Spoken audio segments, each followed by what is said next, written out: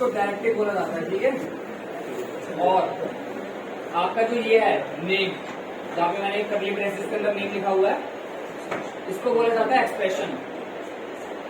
इसको बोला जाता है एक्सप्रेशन। याद रखना चाहिए इसको। समझ आ गई थी बात? चलो है। अब क्वेश्चन ये आता है, चलो ये तो हम समझ गए, ये एक्सप्रेशन है हमारा, ये भी एक्सप्रेशन है, सॉरी ये डायरेक्टिव है हमारा, ये भी डायरेक्टिव है हमारा, और ये एक्सप्रेशन है। बट काम क्या करते हैं इनको समझते हैं। अब पहले समझते हैं यार डायरेक्टिव क्या काम कर रहा है। अगर आप ये नहीं लिखोगे ना तो आपका जो एंगुलर है वो स्टार्ट ही नहीं होगा। बेसिकली ये एंगुलर को स्टार्ट करने के लिए यूज किया जाता है, समझ गए। एंगुलर दो तरीके से, दो रीजन की वजह से वर्क करता है। पहला आपको लिंक देना है वहां पर, दूसरा आपको वो लिखना है वहां पर, ठीक है। इससे हमें पता लगा कि हमारा एंगुलर अब क्या हो चुका है, स्टार्ट हो चुका है। अब जैसे आप जावास्क्रिप्ट में कोड लिखते हो तो आप क्या लिखते हो, सबसे पहले स्क्रिप्ट, देन स्क्रिप्ट को क्या कर देते हो, बंद कर देते हो। अगर आप CSS कोड लिखते हो तो सबसे पहले क्या लिखते हो, स्टाइल, देन नीचे स्टाइल को क्लोज कर देते हो। वैसे ही अगर आपको एंगुलर को स्टार्ट करना है ना, आपको ये लिखना पड़ेगा। ये नहीं लिखोगे ना आपको कोड वर्क नहीं करेगा। अभी देखो, अभी हमारा कोड बहुत अच्छे से वर्क कर रहा है, जैसे मैं भी लिखता हूँ यहाँ पे आ जाता है। लेकिन लेट सपोज मैं इसको करता हूँ यहाँ से मूव, ठीक है, मैंने इसको यहाँ से मूव कर दिया, यहाँ से मैंने इसको मूव कर दिया। अब क्या कोड वर्क करेगा? नहीं, अब कोड वर्क नहीं करेगा। आप देख सकते हो रीजन क्या है, एंगुलर ऐप हमारी स्टार्ट ही नहीं हुई। एंगुलर ऐप हमारी लिंक जरूर दे दिया हमने, लेकिन ऐप हमारी स्टार्ट हुई नहीं है। स्टार्ट तभी होती है जब आप यहाँ पे लिखते हो। अच्छा एक चीज, क्या जरूरी है हम इसको हम यहीं पर लिखें? नहीं, इसको 3 जगह लिख सकते हो। एक तो यहाँ पे HTML के अंदर, अगर आप HTML के अंदर लिखोगे ना तो एंगुलर ऐप स्टार्ट यहाँ से हो रही है और खत्म यहाँ पर हो रही है, ठीक है। लेकिन अगर आप इसको यहाँ से कट करके बॉडी के अंदर लिखोगे तो ये भी वैलिड माना जाएगा, ये भी वैलिड माना जाएगा, बट आपकी जो रेंज है ना वो कम होगी। अब आपकी जो एंगुलर ऐप स्टार्ट हो रही है बॉडी से और खत्म भी हो रही है बॉडी पर, ठीक है, तो रेंज आपकी छोटी हो गई, लेकिन कोड अभी भी वर्क करेगा। यहाँ पे चेक करते हैं, तो कोड अभी भी वर्क कर रहा है। 2 जगह देख ली, HTML प्लस बॉडी। अब तीसरी जगह कौन सी है इसको रखने की? अब मैं क्या करूंगा, मैंने यहाँ पर एक डिप बनाऊंगा, ठीक है। एक डिप बनाया मैंने यहाँ पे, और इस डिप को नीचे मैंने क्लोज कर दिया, इस डिप को नीचे मैंने क्लोज कर दिया। अब इस ऐप को जो मैं स्टार्ट कर रहा हूँ ना, इस ऐप को स्टार्ट मैं कर रहा हूँ डिप के अंदर से। तो ऐप को आप 3 जगह से स्टार्ट कर सकते हो, या तो HTML में लिखकर, या बॉडी में लिखकर, या डिप के अंदर लिखकर। अभी मैंने डिप के अंदर लिखा है ना, तो ऐप स्टार्ट हो रही है यहाँ से और खत्म कहाँ पे हो रही है, डिप पर। रेंज और छोटी हो गई है, समझ गए ना। अभी क्या कोड वर्क करेगा? कोड अभी भी वर्क करेगा, ठीक है, कोड अभी भी वर्क कर रहा है। आप इसको ना हेड के अंदर नहीं लिख सकते, आप इसको टाइटल के अंदर नहीं लिख सकते, सिर्फ और सिर्फ HTML, बॉडी या डिप बनाकर। लेकिन ना अगर आप इसको डिप के अंदर लिख दोगे ना तो एक प्रॉब्लम हो जाएगी। प्रॉब्लम ये होगा कि रेंज बहुत ज्यादा छोटी हो जाएगी, और अगर आपने कोई एंगुलर का कोड लिखा है जो रेंज से बाहर है वो वर्क नहीं करेगा। अभी ये जो दोनों कोड है, क्या वो रेंज के बाहर है या अंदर है? रेंज के अंदर है, तो रेंज स्टार्ट यहाँ से हो रही है और खत्म यहाँ पे हो रही है, राइट। एक कोड और लिखता हूँ, यहाँ पे मैं लिख देता हूँ, मैं यहाँ पे लिखता हूँ दोबारा से H3, यहाँ पे लिख दूंगा मैं व्हाट्स योर नेम, ठीक है, ये लिख दिया मैंने। और यहाँ पे दोबारा से मैंने एक्सप्रेशन लिख दिया, दोबारा से एक्सप्रेशन लिख दिया। तो ऊपर अब ऊपर ना कोई बॉक्स में नाम डालेगा, इसमें नाम डालेगा ना, तो इसमें भी शो होगा प्लस इसमें भी शो होगा। सेव करा और यहाँ पे कर दिया रिफ्रेश। अब आप देखना यहाँ पे मैं नाम लगता हूँ रोहित, जैसे मैंने नाम लिखा ऊपर भी शो हो रहा है और नीचे भी शो हो रहा है, दोनों जगह हमारा ये शो हो रहा है, राइट, ठीक है। अब वो इसलिए हो पा रहा है क्योंकि रेंज के अंदर है। लेकिन अगर क्या हो, अगर मैं इसको यहाँ से कट कर दूं और डिप के बाहर पेस्ट कर दूं, क्या वर्क करेगा ये? अब ये वर्क नहीं करेगा, बिकॉज ये रेंज के बाहर हो गया। चेक करते हैं, एज यू कैन सी, है ना, वर्क नहीं कर रहे। चलो थोड़ा सा और एक्सपेरिमेंट करते हैं। क्या अगर मैं इसको कट करके बिग से पहले लिख दूं, क्या वर्क करेगा? वर्क कभी भी नहीं करेगा ये, क्योंकि रेंज ही हमारी कहीं और से स्टार्ट हो रही है, देखो, है ना, तो अभी भी वर्क ये नहीं कर रहा है।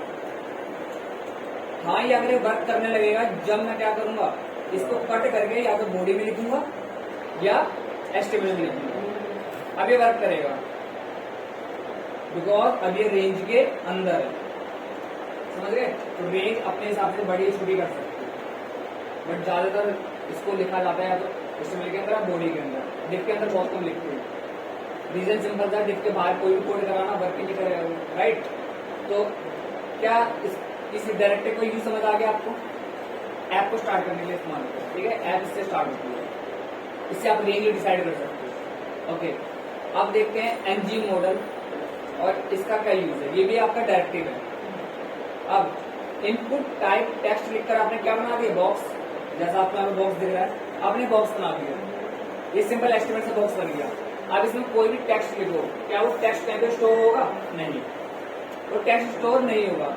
लेकिन जब आपने लिख दिया यहाँ पे एनजी मॉडल, एनजी का मतलब होता है एंगुलर, याद रखना, एनजी का मतलब है एंगुलर। तो जब आपने लिखा एनजी मॉडल नेम, अब आपका टेक्स्ट स्टोर होगा। यस, देखो अब ये कैसे वर्क करेगा। जब भी यूजर ना इस बॉक्स के अंदर कुछ भी लिखता है, किसी का नाम लिखता है, कोई भी रैंडमली टेक्स्ट लिखता है, वो टेक्स्ट स्टोर हो जाएगा किसके अंदर? नेम के अंदर। और नेम के अंदर किसने स्टोर करा? एनजी मॉडल ने।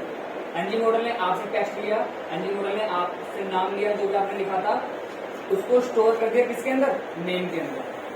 अब जरूरी नहीं है यहाँ पे नेम ही लिखा जाएगा, जैसे वेरिएबल का नाम कुछ भी दिया जा सकता है, वैसे ही यहाँ पर भी कुछ भी दिया जा सकता है। आप यहाँ पे ABCD या रैंडम कुछ भी लिख दो तो इसके अंदर स्टोर होगा। समझ आ गई इतनी बात? अगर लगता है कि आप नहीं समझ तो आप पूछ सकते हो, राइट? तो इससे जो बॉक्स बन गया, बॉक्स में कुछ भी लिखा जाएगा तो सीधा स्टोर हो जाएगा इसके अंदर, इसकी हेल्प से, ठीक है? तो यहाँ पे ना मैं देखो इसका यूज समझ आ गया ना, और इसका। अब उसके बाद देखते हैं ये क्या कर रहा है, एक्सप्रेशन। अब बॉक्स में मैंने लिखा अपना नाम रोहित, एनजी मॉडल ने मेरा नाम को स्टोर करवा दिया इस नेम के अंदर, और इस एक्सप्रेशन की हेल्प से मैंने उस नाम को क्या करवा दिया? डिस्प्ले करवा दिया। एक्सप्रेशन का इस्तेमाल होता है किसी भी चीज को डिस्प्ले करवाने के लिए। एक्सप्रेशन का इस्तेमाल होता है वेरिएबल के अंदर जो कंटेंट रखा है ना, उसको डिस्प्ले करवाने के लिए। तो इस तरह से जो हमारा एक कोड है ना, ये पूरा जो कोड है हमारा, वो वर्क कर रहा है, ठीक है? तो यहाँ पे जब भी मैं यहाँ पे लिखता हूँ रोहित, तो रोहित इस टेक्स्ट को एनजी मॉडल ने कलेक्ट करा, कलेक्ट करने के बाद नेम नाम का जो वेरिएबल मैंने बनाया है उसके अंदर आगे स्टोर कर दिया, और एक्सप्रेशन की हेल्प से मैंने इसको डिस्प्ले करवा दिया। कितना क्लियर हो गया?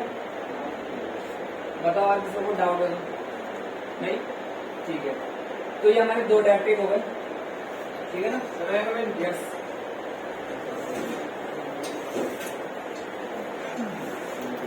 तो यहाँ पे जैसे व्हाट इज डायरेक्टिव, हम एक सिंपल सी डेफिनेशन लिखवाते हैं। Angular JS directive you extend your HTML with new attribute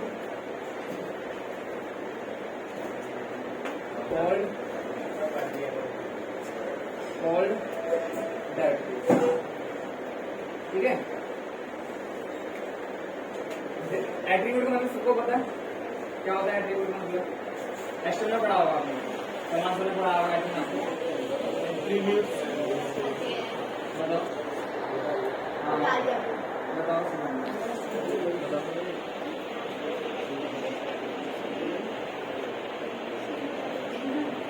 देखो एट्रीब्यूट का जो कॉन्सेप्ट है ना, वो HTML के अंदर है। एट्रीब्यूट समझ आता है आपको तो आपको डायरेक्टिव समझ आएगा। एग्जाम्पल के लिए मैंने यहाँ पे टेक्स्ट लिखा, मैंने लिख दिया यहाँ पे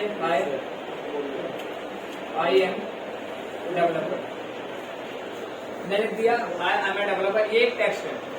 ये ना तो पैराग्राफ है ना तो हेडिंग है, क्योंकि इसके आगे पीछे मैंने कोई टैग लगाया नहीं है। अब मैंने इसके आगे लगा दिया पी, और पीछे मैंने पी को क्लोज कर दिया। अब ये सिंपल टेक्स्ट नहीं है, ये पैराग्राफ बन गया हमारा, ठीक है। अब मैं चाहता हूं इस पैराग्राफ को सेंटर में लेकर आना, तो मैं इस्तेमाल करूंगा एट्रीब्यूट का। मैं यहाँ पे लिखूंगा अलाइन इक्वल सेंटर। अब जो मैंने अलाइन इक्वल सेंटर लिखा है ना, ये मेरा एट्रीब्यूट है, ये पूरा मेरा एट्रीब्यूट है। इसने क्या करा, इसने आपके पैराग्राफ टैग को एडिशनल फंक्शनैलिटी ऐड करी है। पैराग्राफ का काम होता है किसी टेक्स्ट को पैराग्राफ बनाना, राइट, लेकिन अलाइन सेंटर ने क्या करा, उसी पैराग्राफ को सेंटर में लेकर आ गया, है ना। तो ये आपका एट्रीब्यूट है, ये आपने एचटीएमएल में पढ़ा होगा। और चलो यहाँ पे लिंक लगाना है, तो लिंक लगाने के लिए आपको एंकर टैग का इस्तेमाल करना पड़ता है, राइट। लेकिन इतना लिखने से आपका लिंक नहीं बन जाएगा, आपको एट्रीब्यूट का इस्तेमाल करना पड़ेगा, और वो एट्रीब्यूट है आपका HREF। HREF क्या कर रहा है, आपको लिंक करने में हेल्प करेगा। ये होते हैं आपके एट्रीब्यूट। तो जैसे एट्रीब्यूट आपके टैग को एडिशनल फंक्शनैलिटी प्रोवाइड करवा रहे हैं ना, वैसे ही डायरेक्टिव भी आपके टैग को एडिशनल फंक्शनैलिटी प्रोवाइड करवा रहे हैं। एट्रीब्यूट का कॉन्सेप्ट HTML में है, डायरेक्टिव का कॉन्सेप्ट एंगुलर JS में। जैसे अलाइन सेंटर ने हमारे टेक्स्ट को सेंटर में लेकर आ गया, वैसे ही ng मॉडल एट्रीब्यूट बोल लो या डायरेक्टिव बोल लो, इसने क्या करा, आपने इनपुट में जो भी टेक्स्ट दिया है उसको कलेक्ट करके वेरिएबल में स्टोर करवा दिया। तो एडिशनल फंक्शनैलिटी तो हुई, ठीक है ना। तो क्या ये कोड समझ आ गया, बताओ, ठीक है, ओके। हाँ, यहाँ पे मैंने लिखा है angular JS directive let's you extend your HTML with new attribute. ये आपको नई एट्रीब्यूट देगा आपको, जिसे हम डायरेक्टिव बोलते हैं, समझ गया ना। आप इसको भी मैं डिफाइन करता हूँ, it's used to start your Angular JS app. Angular JS app को स्टार्ट करने के लिए इसका इस्तेमाल करा जाता है, ठीक है, ओके। ये समझ आ गया, और ये भी आपको समझ आ गया। इसको भी देखेंगे। जैसे आप ना बार बार एक्सप्रेशन लिख सकते हो, जैसे अभी यहाँ पे मैंने 2 बार एक्सप्रेशन लिख दिया, यहाँ मैंने 2 बार एक्सप्रेशन लिख रखा है, वैसे ही आप बार बार ng मॉडल का भी इस्तेमाल कर सकते हो। अभी करते हैं यहाँ पे, इसको क्या करूंगा, इस वाले को हटा देता हूँ, ठीक है, और इसको भी यहाँ से हटा देता हूँ। यहाँ पे मैं लिख दूंगा योर फुल नेम इज, अभी यहाँ पे देंगे, इसके अंदर अभी ब्लैंक छोड़ दिया इसको, यहाँ पे फुल नेम देंगे। तो यूजर से हमें उसका पहला नाम पूछना है, तो एक बॉक्स दिखाएंगे इसकी हेल्प से। यहाँ पे वेरिएबल का नाम चेंज करके मैं लिख दूंगा फर्स्ट। वेरिएबल का नाम हो गया फर्स्ट, कॉपी करूंगा इसको, कॉपी करने के बाद यहाँ पे नीचे कर दूंगा पेस्ट, और यहाँ पे लिख दूंगा लास्ट। अब आप देखोगे ना 2 बॉक्स बन गए हमारे, एक बॉक्स ये बन गया और दूसरा बॉक्स ये बन गया। इस बॉक्स का जो वेरिएबल है वो फर्स्ट है, इसका जो है लास्ट है। चलो यहाँ पे रिफ्रेश करा तो 2 बॉक्स बन गए। इसमें कुछ भी आप डालो फर्स्ट में स्टोर हो जाएगा, इसमें कुछ भी आप डालो लास्ट में स्टोर हो जाएगा। अब मुझे डिस्प्ले करवाना दोनों नाम को एक साथ, क्या करना चाहिए तो बता सकते।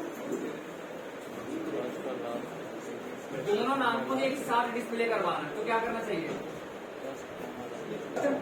और यहाँ लिखा लाइव, इतना करना है। याद रखना करली ब्रेसेस के अंदर ही लिखना है, तभी आपका डिस्प्ले होगा। करली ब्रेसेस से बाहर लिख दोगे ना तो as it is first plus last display हो जाएगा। हाँ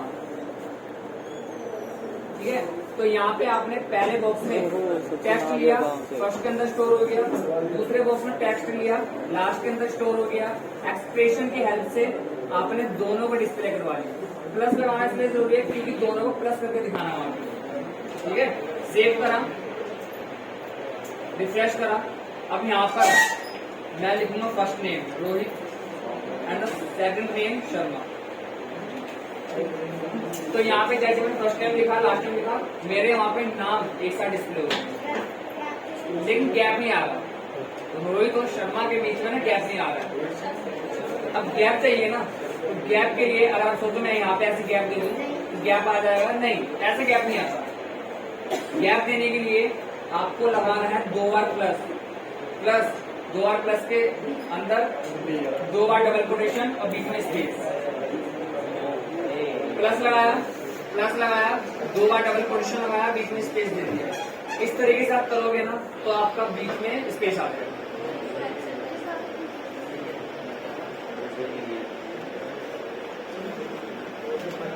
तो यहाँ पे स्पेस आ गया, ठीक है।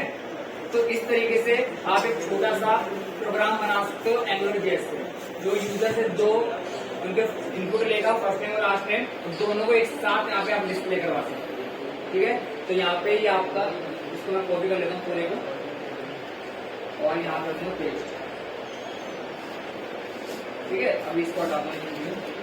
ये आपको अभी एग्जाम्पल 1, ये आपका एग्जाम्पल 1 हो गया। तो आप जितनी मर्जी एनजी मॉडल ले सकते हो, जितनी मर्जी बार आप एक्सप्रेशन का इस्तेमाल कर सकते हो। अब नाम डिस्प्ले करवाना ना एक तरीका हो रहा है, या तो आप ऐसे कर लो, अदरवाइज आप क्या करो, पहले कर्ली ब्रेसेस के अंदर फर्स्ट रहने दो और फिर दोबारा कर्ली ब्रेसेस ओपन करो, यहाँ पे लिखो लास्ट। आप ऐसे भी कर सकते हो, पर यहाँ पे आपको थोड़ा सा कोड ज्यादा करना पड़ रहा है, राइट। 2 बार कर्ली ब्रेसेस को ओपन करना पड़ रहा है, बट इस तरीके से भी काम करा जा सकता है। यहाँ पे लिखा रोहित एंड यहाँ पे लिखा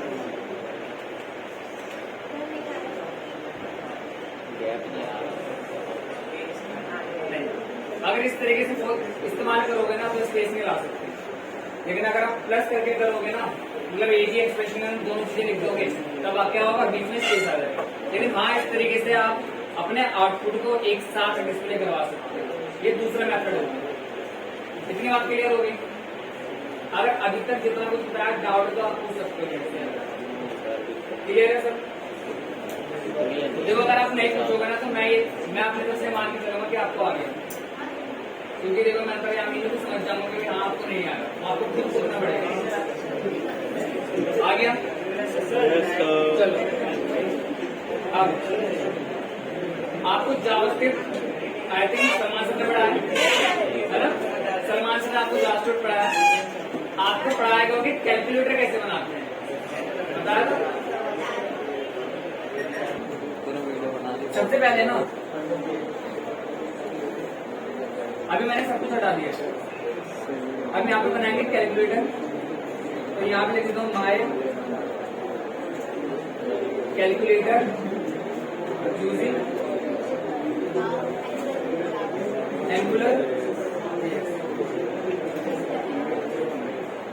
जेएस का इस्तेमाल करके हम कैलकुलेटर बनाएंगे। और आप खुद देखोगे आपका जो कोड है ना वो बहुत ज्यादा कम हो जाएगा, आपको ज्यादा मेहनत करनी नहीं पड़ेगी और कोड इतना कॉम्प्लिकेटेड नहीं है। जितना अभी तक आपको बताया गया उसी का इस्तेमाल करके आप कैलकुलेटर बना सकते हो। अब सबसे पहला काम हमारा 2 बॉक्स बनाना। तो 2 बॉक्स बनेंगे, इनपुट टाइप इक्वल। अच्छा यहाँ पे क्या लिखना चाहिए, नंबर, क्योंकि हमें नंबर को प्लस करवाना है, यूजर से नंबर लेने हैं। कैलकुलेटर में नंबर होते हैं ना कि टेक्स्ट होते हैं, तो यहाँ पे टेक्स्ट नहीं लिखा जाएगा, यहाँ लिखा जाएगा नंबर, ठीक है ना। और यहाँ पे बंद कर देंगे इसको कॉपी करा और नीचे की साइड मैंने यहाँ पे पेस्ट कर दिया, बस। तो यहाँ पे 2 बॉक्स बन गए। यहाँ पे यूजर नंबर डालेगा, यहाँ पर भी नंबर डालेगा। अभी नंबर को प्लस करवाना है, लेकिन अभी आप देखो यहाँ पे मैंने एनजी मॉडल नहीं लगाया, तो जब यूजर यहाँ पे नंबर डालेगा ना तो कहीं पे भी स्टोर नहीं होंगे। उस नंबर को जो यूजर डाल रहा है उसको स्टोर करवाना है, क्या यूज करना पड़ेगा, एनजी मॉडल। तो इसके अंदर लिखूंगा मैं एनजी मॉडल इक्वल, अब मॉडल का एक नाम दूंगा, कुछ भी नाम दे सकता हूँ मैं। यहाँ पे नाम दे रहा हूँ नंबर 1। इसको कॉपी कर लूंगा और इसको पेस्ट कर लूंगा और यहाँ पे दूंगा नंबर 2, अलग अलग नाम दूंगा। सेव कर लिया। अब चलो यूजर ने जो भी नंबर दिया वो इनके अंदर स्टोर हो जाएंगे, लेकिन स्टोर करने के बाद करना क्या है, डिस्प्ले करवाना। तो यहाँ पर अब हम डिस्प्ले करवाएंगे।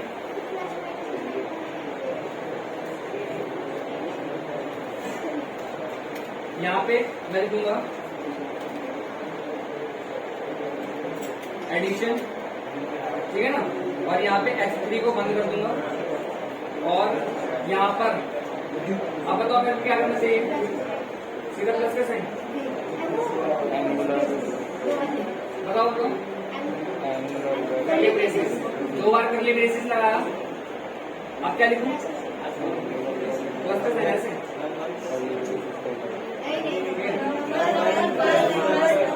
नंबर प्लस नंबर, 2 बार करली ब्रेसेस को बंद कर दिया। इतना करोगे ना, यूजर आपको 2 नंबर देगा, इन दोनों नंबर को इन वेरिएबल में स्टोर करवा लोगे, एक्सप्रेशन की हेल्प से कैलकुलेशन करवाते ही डिस्प्ले करवा दोगे। यहाँ पे लिखा 5, जैसे 5 के में 5 आ गया, यहाँ पे लिखा मैंने 6, जैसे 6 का यहाँ पे 11 आ गया। तो इस तरीके से आपने एडिशन करवा दिया और आपको कोड ज्यादा नहीं करना पड़ा, इतना कम कोड हो गया, ठीक है। अब यहाँ पे मैं क्या करूंगा, इस पूरे को कॉपी कर लूंगा, पेस्ट, यहाँ पे पेस्ट, यहाँ पे पेस्ट और यहाँ पर पेस्ट। अब एडिशन की जगह यहाँ पे लिखूंगा सब्ट्रैक्शन, सब्ट्रैक्शन लिखूंगा और यहाँ पे बीच में माइनस का साइन लगा दूंगा, यहाँ पे करूंगा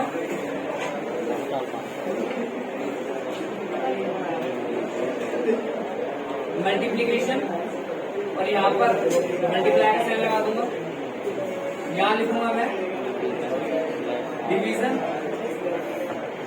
और यहाँ पे फॉरवर्ड स्लैश का साइन लगा दूंगा, ठीक है। इसके बाद एडिशन कर लिया, सब्ट्रैक्शन कर लिया, मल्टीप्लिकेशन कर लिया, डिवीजन कर लिया, यहाँ पर करूंगा मैं मॉड्यूलस और मॉड्यूलस का साइन होता है %। अब ये 3 चीज तो आपको पता है, डिवीजन और मॉड्यूलस, इन दोनों का इस्तेमाल डिवाइड करने के लिए होता है, लेकिन ये दोनों रिजल्ट अलग अलग देते हैं। जैसे आपने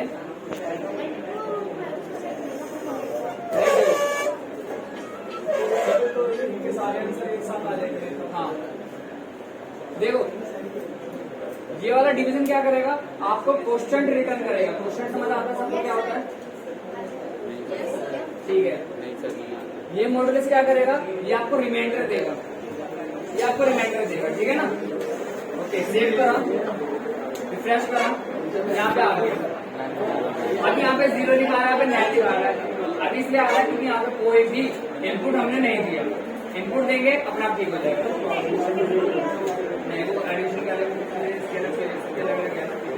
अब देखो यहाँ पे लिखा मैंने 6 लिखते ही यहाँ पे 6 आ गया, राइट, और यहाँ पे मैंने लिखा 7, या 6 7 की जगह मैं सिंपल सा करता हूँ कैलकुलेशन, 4 करा इधर और इधर कर दिया 2, तो 4 2 करा ना, यहाँ पे हमारा प्लस हो गया, सब्ट्रैक्ट हो गया, मल्टीप्लाई, डिवीजन, और यहाँ पे मॉड्यूलस में रिमाइंडर 0, क्योंकि आप 4 को 2 से डिवाइड करोगे तो रिमाइंडर 0 ही बचेगा, तो यहाँ पे रिमाइंडर आ गया, ठीक है। तो जब भी रिमाइंडर लाना होता है तो आपको परसेंटेज का इस्तेमाल करना होता है। तो इस तरीके से आप ना सिंपल सा कैलकुलेटर बना सकते हैं, ठीक है। ये आपके सिंपल सा कैलकुलेटर हो गया। आप देखोगे आपने ज्यादा कोडिंग करेंगे, सिर्फ 3 चीजों को रिपीट करा बार बार। हमारे 2 डायरेक्टिव हैं, वैसे ही एक डायरेक्टिव और बता रहा हूँ, वो होगा आपका ng init। init का मतलब होता है इनिशियलाइजेशन,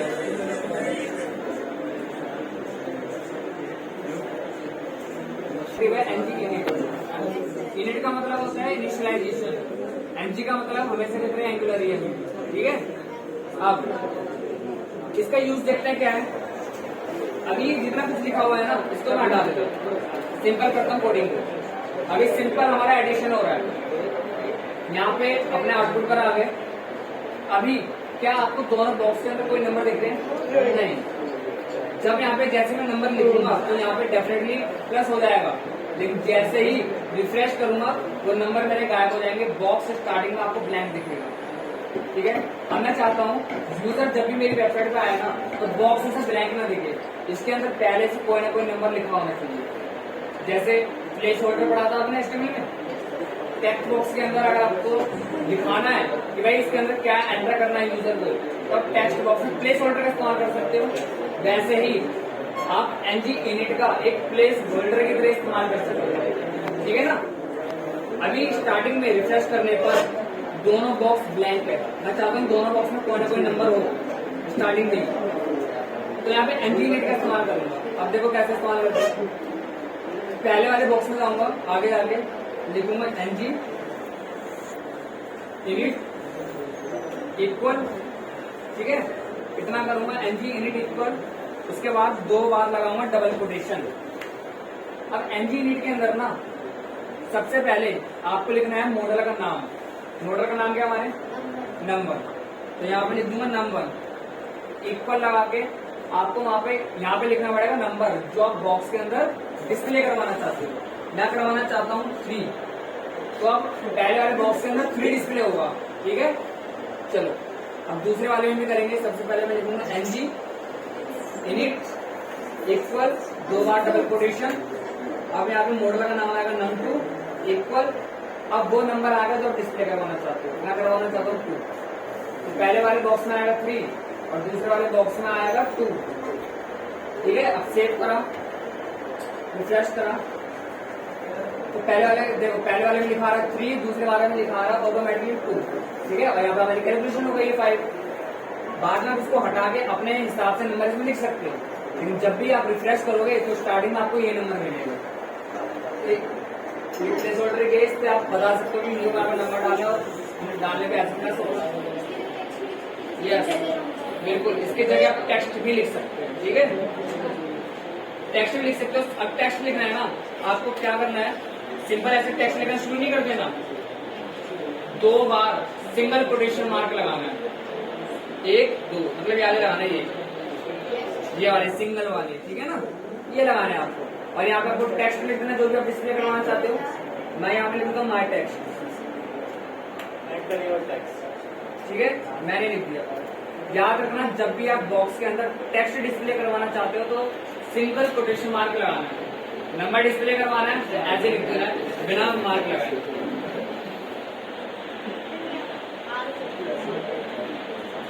यहाँ पे आ रहा है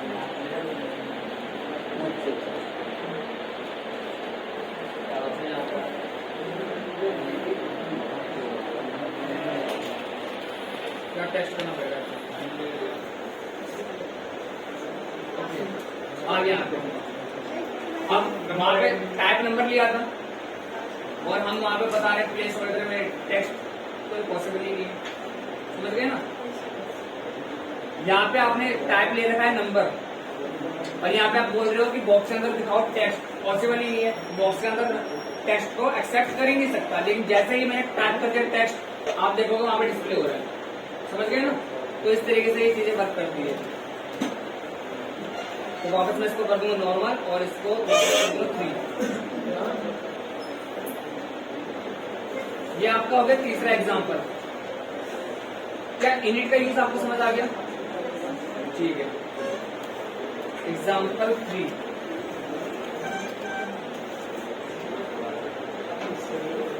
तो यहाँ पे आपको 3 डायरेक्टिव पता लग गई, एक तो ये, दूसरा ये और तीसरा ये, ठीक है। ओके नाउ अब चौथा इनपुट देखते हैं या चौथा डायरेक्टिव देखते हैं। नहीं, एंगुलर केस में ना डायरेक्टिव ही है, सारा खेल डायरेक्टिव का ही है। जैसे अब सीएसएस में आपने पूरी सीएसएस पढ़ ली, इसमें क्या पढ़ा बेसिकली आपने, प्रॉपर्टी और वैल्यू। आपने नई नई प्रॉपर्टी पढ़ी, उनकी नई नई वैल्यू पढ़ी। जैसे बॉर्डर एक प्रॉपर्टी है, बैकग्राउंड इमेज एक प्रॉपर्टी है, कलर एक प्रॉपर्टी है, डिस्प्ले एक प्रॉपर्टी है। आपने पूरे सीएसएस में ये पढ़ा है। एचटीएमएल में आपने टैग ही पढ़े हैं, H1 टेबल फॉर्म, वैसे ही पूरे एंगुलर में सिर्फ डायरेक्टिव ही है। बहुत एंगुलर फ्रेमवर्क जो है बहुत बड़ा है, छोटा नहीं है। अब एक फ्रेमवर्क एक डायरेक्टिव है आपका ng शो, ठीक है, ये भी आपका एक डायरेक्टिव है। अब इससे देखते हैं कैसे यूज करेंगे हम इसको। अभी रिमूव कर दूंगा, यहाँ पे लिखूंगा मैं इनपुट, यहाँ पे लिखूंगा टाइप, और टाइप इस बार ना तो टेक्स्ट दूंगा ना तो नंबर दूंगा, यहाँ पर दूंगा मैं चेक बॉक्स। यहाँ पर मैं चेक बॉक्स दूंगा, एनजी मॉडल दूंगा, एनजी मॉडल दूंगा और इस मॉडल का एक नाम दूंगा। मॉडल का नाम मैं रख दूंगा माई वेरिएबल। मैंने मॉडल का नाम रख दिया, जैसा आप कुछ भी रख सकते हो, राइट। अब यहाँ पर H1 के अंदर एक टेक्स्ट लिखूंगा, दिस इज बस।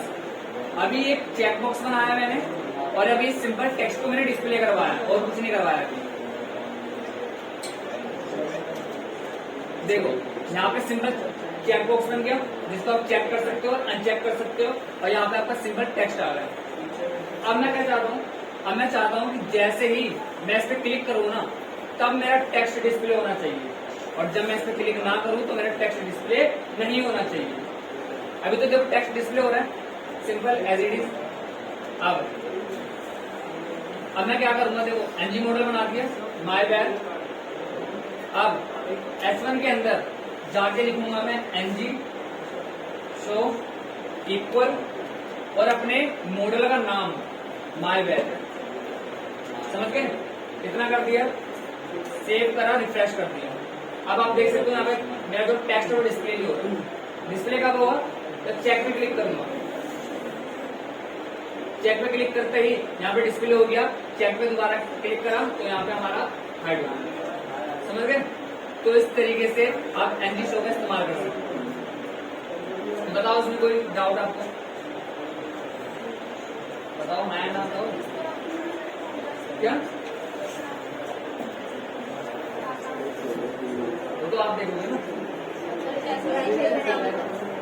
वो तो आप देखोगे ना कि आप एनजी शो का, एनजी शो की तरह ही एक डायरेक्टिव हो रहा है एनजी हाइड। हाँ, अभी चेक कर रहा हूं तो यहाँ पे हमारा शो हो रहा है, अनचेक कर रहा हूं तो शो नहीं हो रहा। एनजी हाइड उसका उल्टा है। यहाँ पे बस एनजी शो की जगह आपको कर देना है एनजी हाइड, सेव करना है, रिफ्रेश। अभी आपका टेक्स्ट डिस्प्ले हो रहा है, इस पे क्लिक करोगे हाइड हो जाएगा, इस पे क्लिक करोगे शो हो जाएगा। वो उसका उल्टा है एनजी हाइड। क्लियर होगी इतनी बात? हाँ,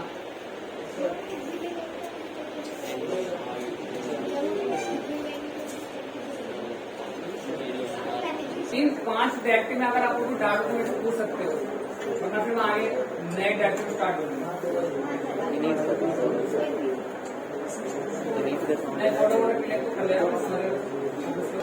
एक डायरेक्टिव और बता रहा हूँ, इसका इस्तेमाल करके आप फिल्टर बना सकते हो।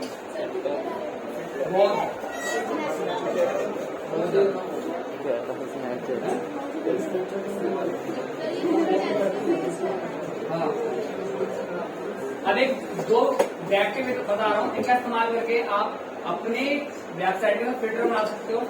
फिल्टर से होगा क्या, इस पे क्लिक करोगे तो कोई दूसरा आउटपुट दिखेगा, एक किसी चीज पर क्लिक करोगे तो दूसरा आउटपुट दिखेगा।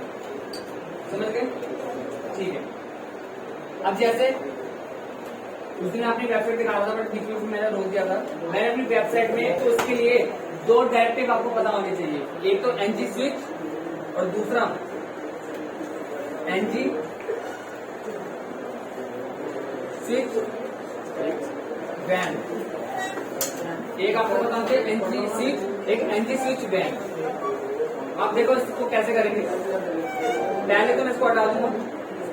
सबसे पहले एक इनपुट बनाऊंगा मैं, यहाँ पे टाइप दूंगा और टाइप इसको दूंगा रेडियो। रेडियो बटन समझ में आया? और यहाँ पे इस पूरे को कॉपी कर लूंगा। 3 रेडियो बटन बनाऊंगा, जैसे मैंने वहां पे 2 बटन बनाए थे वो प्रोजेक्ट और स्किल का, यहाँ पे मैं 3 बनाऊंगा। 2 बना सकते हो, 3 बना। ओके, तीनों में टाइप रेडियो रखा है मैंने, अभी सेव करा हुआ, यहाँ पे डिस्प्ले कर रहा है तो यहाँ पे बटन आ गए। अभी आप देखो तीनों सिलेक्ट हो गए। मैं ऐसा नहीं चाहता, मैं चाहता हूँ एक वक्त पे एक ही सिलेक्ट हो। तो मैं यहाँ पे इस्तेमाल करूंगा एनजी मॉडल इक्वल और एक मॉडल का नाम दूंगा। तो मॉडल का नाम यहाँ पे मैं दे दूंगा माई बैड। ये मैंने वो मॉडल का नाम दे दिया, ठीक है।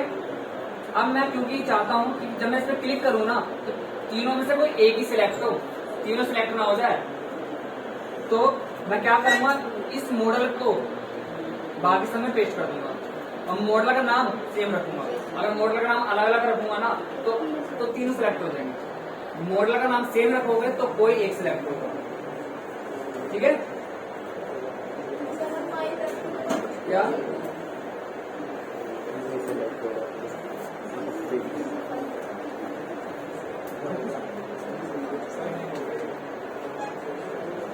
यार आगे चलते हैं। अब यहाँ पे वैल्यू दूंगा इसको एक वैल्यू दूंगा। वैल्यू का पता आपको यूज क्या होता है? जब बटन बनाते हो, जैसे सबमिट बटन बनाया, रिसेट बटन बनाया, उसका नाम चेंज करना है तो आप वैल्यू लिखते हो। ऐसे तो करते हो। तो यहाँ पे वैल्यू मैं इसको दूंगा HTML, ठीक है। और नीचे वाले को वैल्यू में दूंगा CSS। वैल्यू कुछ भी दे सकते हो। मैं यहाँ पे इसको वैल्यू दूंगा GS, ठीक है। मैंने इसको वैल्यू दी थी GS।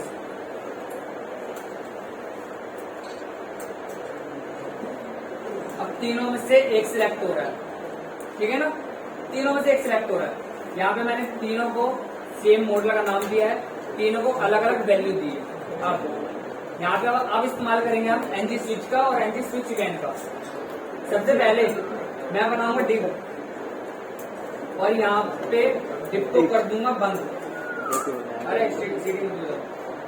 यहाँ पे डिव को ओपन करा, डिव को क्लोज कर दिया, फिर से डिव को ओपन करा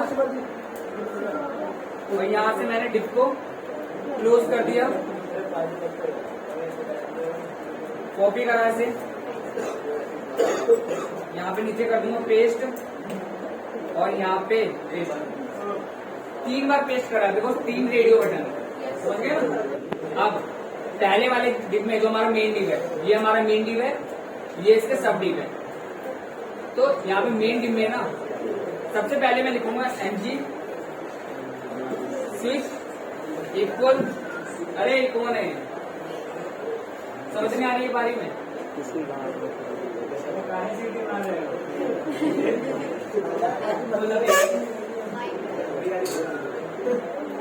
क्लास से कौन है बताना। अभी मैं क्लास नहीं करूंगा। तो देखो यहाँ पर ना मैंने स्टार्टिंग में अभी 3 रेडियो बटन बनाया है जिनका मैंने सेम मॉडल दिया है, माय वेयर दिया है और वैल्यू मैंने तीनों अलग अलग दी है। अब ऐसा इसलिए करा सर, हाँ जी सर, वैल्यू तो यही दे नहीं, वैल्यू कुछ भी दे सकते, ठीक है। जैसे मॉडल का नाम कुछ भी दिया जा सकता है ना, वैसे वैल्यू का नाम भी कुछ भी दिया जा सकता है। और ये इसलिए दिया ताकि यहाँ पे हम रेडियो बटन को अलग अलग सिलेक्ट कर सके, ठीक है। अब यहाँ पर ना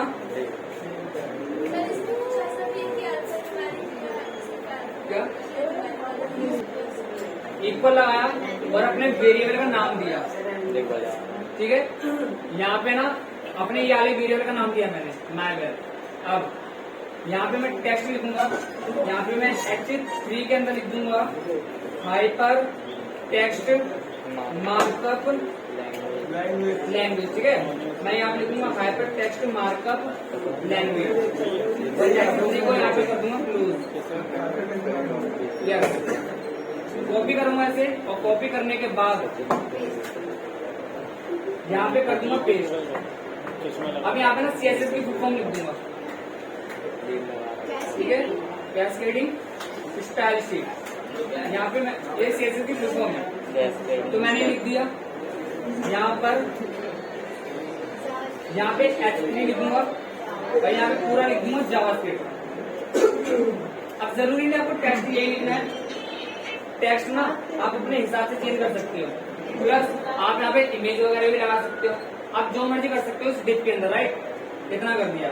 अब मैं चाहता हूँ जैसे ही इसमें रेडियो बटन में क्लिक करूँ ना तो मेरा ये वाला एग्जीक्यूट होना चाहिए। अगर मैं इस रेडियो बटन में क्लिक करूँ तो मेरा ये वाला एग्जीक्यूट होना चाहिए। अगर मैं इस वाले रेडियो बटन में क्लिक करूँ तो ये वाला एग्जीक्यूट होना चाहिए।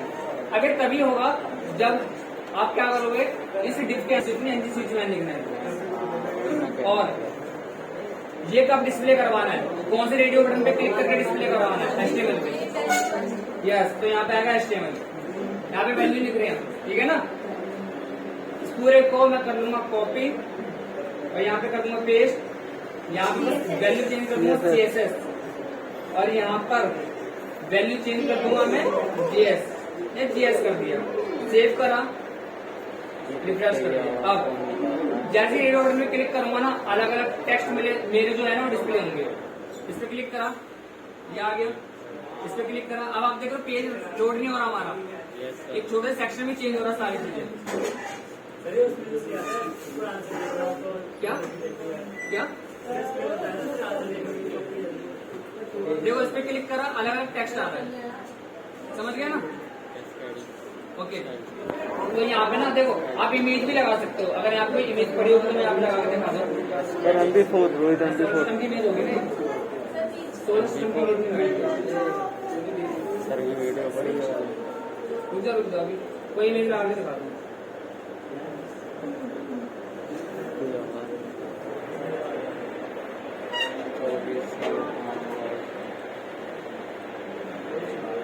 जैसे ये इमेज ले लेते हैं, लेट्स सपोज है ना सर, ये 3 इमेज ले लेते हैं, ये ले लेते हैं, एक ये वाली, एक ये वाली और एक ये वाली ले लेते हैं। कॉपी कर लेंगे और कॉपी करने के बाद ना अपने उस फोल्डर में आगे पेस्ट कर दूंगा जहाँ पे सारी चीजें मेरी रखी हुई है। चलो इमेज का नाम चेंज कर देते हैं, तो यहाँ पे नाम रखूंगा इसका मैं लिख दिया B, इसका मैं रख दूंगा A,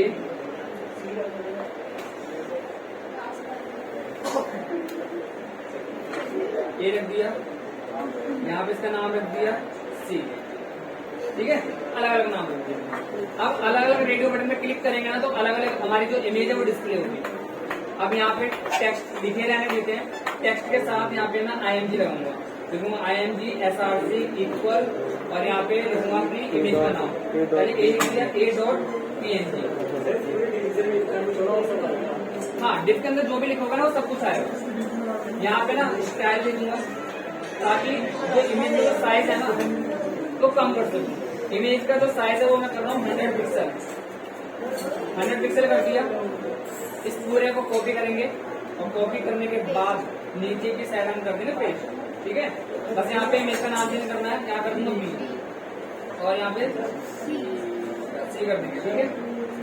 चलो सेव करा, रिफ्रेश करा, देखो इस पे क्लिक करते ही इमेज प्लस टेक्स्ट आ रहा है, इस पे क्लिक करते ही अलग इमेज आ रही है और इस पे क्लिक करते ही अलग इमेज आ रही है। जैसा फिल्टर बनाया था ना सेम उस तरीके से फिल्टर आप बना सकते हो। यहाँ पे रेडियो बटन ले लिया मैंने, आप रेडियो बटन मत लेना, अब सिंपल से नॉर्मल बटन ले लेना, बटन लिख कर समझ गए ना, ठीक है। अब इस की में ना आप पिक्चर ले लो।